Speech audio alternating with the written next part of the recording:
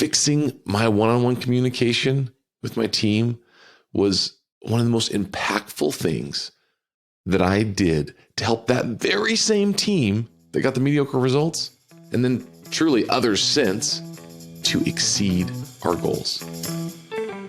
This is the Flavor of Leadership podcast. I am your host, Clint Hoops.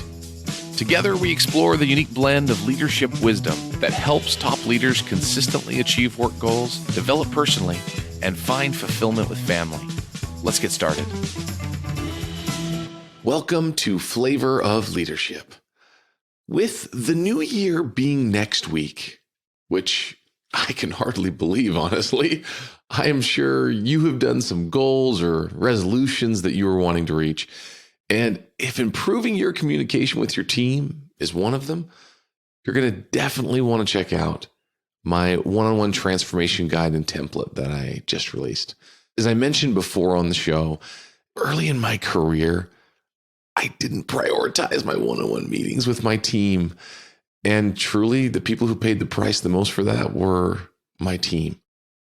I failed as a leader to communicate well, and it resulted in mediocre results with truly people that were capable of so much more than we accomplished at first.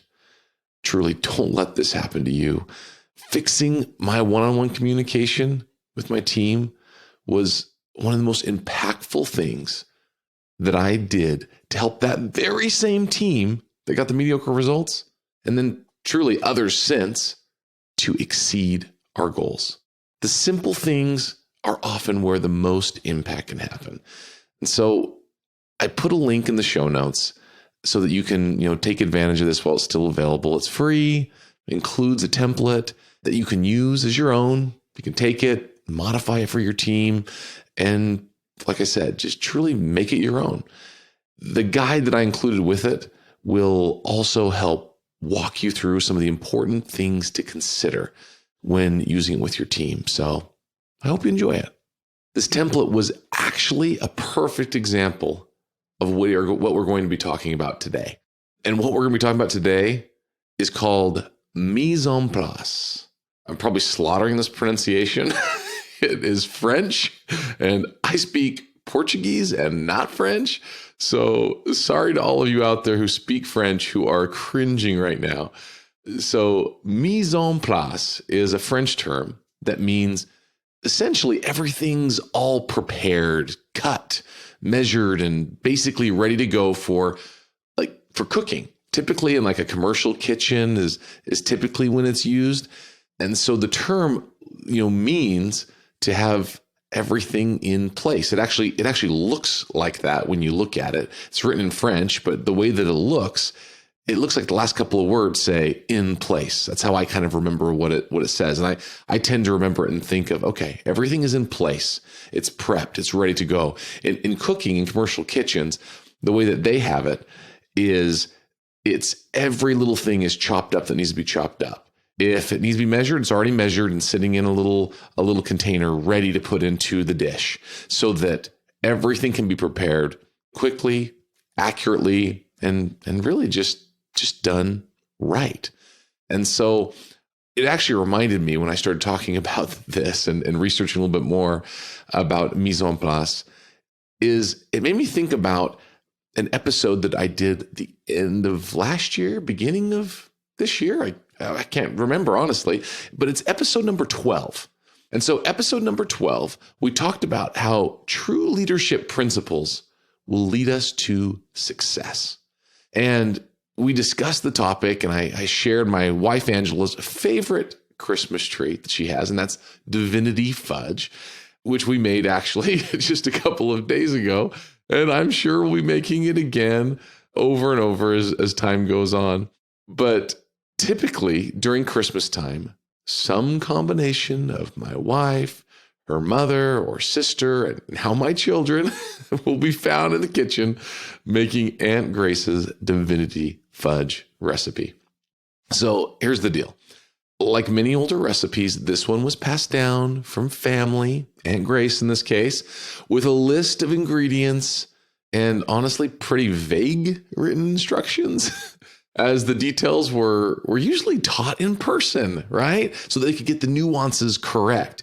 And so one of the most important pieces of fudge and really candy making in general of any kind is, you guessed it, right? Mise en place. It is having everything in order, everything in place before even beginning at all. Because honestly, when you're making fudge or candy, everything has to be perfect. And it has to be added at the right time. And the temperature has to be just right. So if you don't have all the tools readily available, it's not going to turn out creamy and perfect, just like we all want when we're talking about fudge. It'll crystallize and go hard, and nobody likes that. I have to make another side note, though.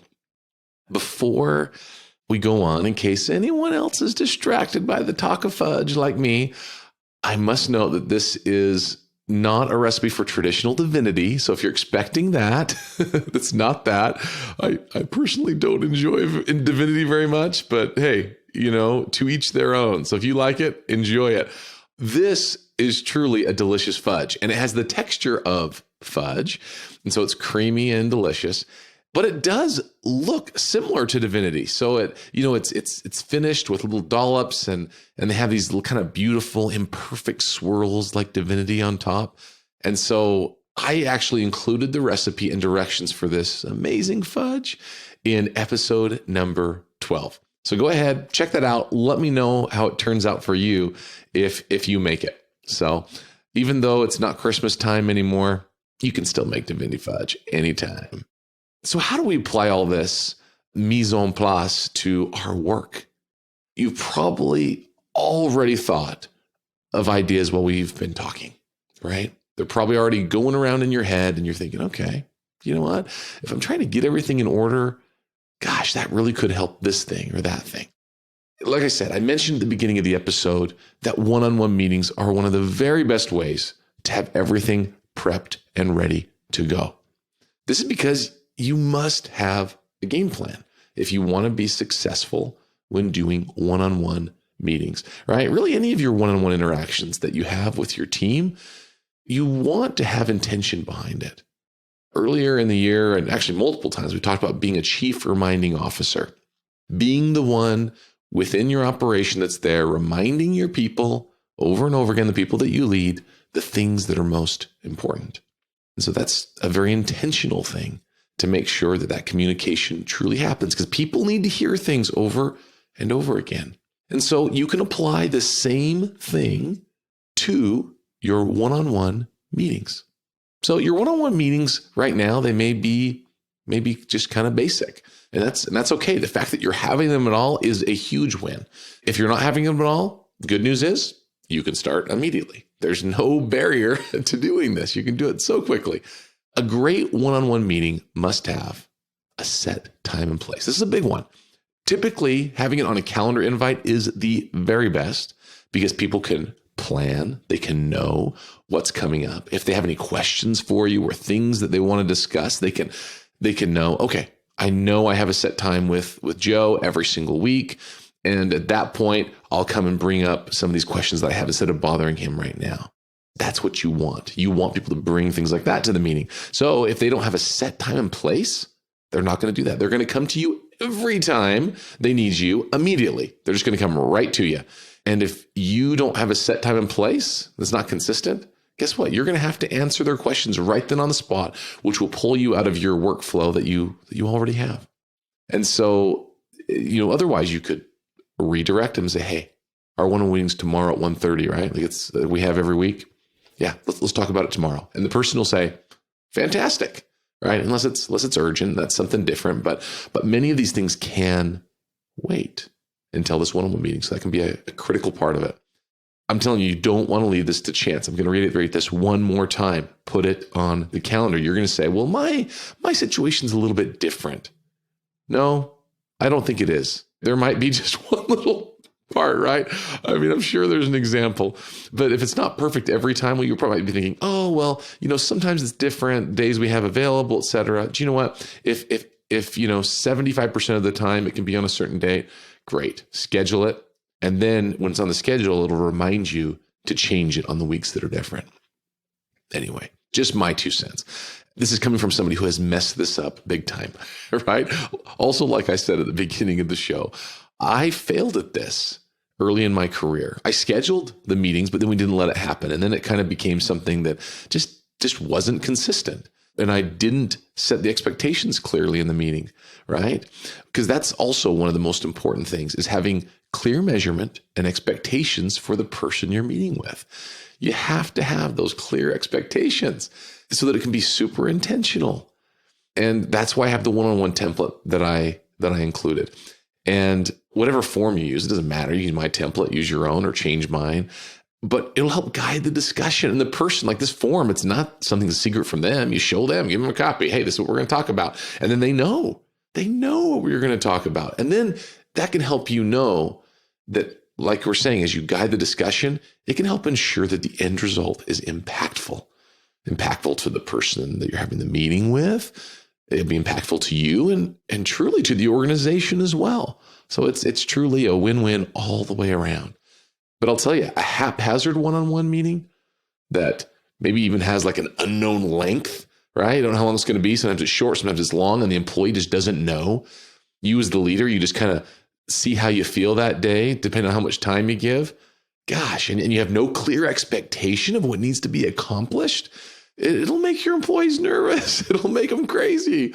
And it'll keep them guessing at what to expect from you.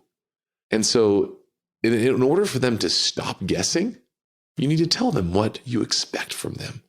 And one of the best ways to do that is in the one-on-one meeting. And honestly, on this form, you can have it very clear. Hey, here are the 1, 2, or 3 things that I want you to report on each week. Come take a look. And so no one wants people to, like I said, be second guessing or not knowing. And so a little preparation on your part, which will then expect a little preparation on their part as they come to the meeting, right? So everyone comes to the meeting better prepared, right? So everything's better prepared, and that will make all the difference for the end result of the meeting. So the meeting should have a great impact for you and for your good employees. It will. And they'll get to the point where they start looking forward to those meetings and not dread them. All because you did a little preparation on the front end, right? If you and your employees don't look forward to these meetings, or if you just want to take them up a notch, then think in terms of mise en place and get everything in order first so that you can make the impact that you want. You know, my template can help get you started on the organization. Otherwise, just start doing these things. All right, let's keep going. You can apply this principle to other parts of your business as well, right? Another one that comes to my mind is onboarding of new employees. Man, this is another place where being prepped beforehand will make the new employee feel so much better. Have any of you had a lackluster onboarding experience? I know I've had one. I had a zinger, and I won't even go into some of the details, but it was underwhelming to say the very least. And honestly, it starts leaving you questioning why you wanted to join that team in the first place. Oh man, don't be that company. Don't be that leader that leaves it up to chance and just hope that it turns out okay. You don't want to do that, because generally it won't, unless you prepare beforehand, have everything in place. All right. How about in the organization of your office, right? Ensuring that employees don't have to search for something, especially common items, right? They can have everything they need ready and at hand. It'll help increase productivity and reduce frustration on everyone's part, right? By having things at hand and ready. Have you ever been looking in an office, right? Just looking all over the office, just searching and looking for something like, I don't know, something super basic like paper clips or copy paper.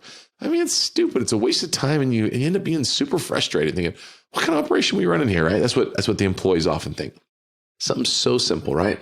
It doesn't have to take much to get things in order, right? Just a little intentionality. I'm telling you, there are an infinite number of other applications of this. Since next week is the new year, I'm reminded of actually another application. Our goals for next year, right?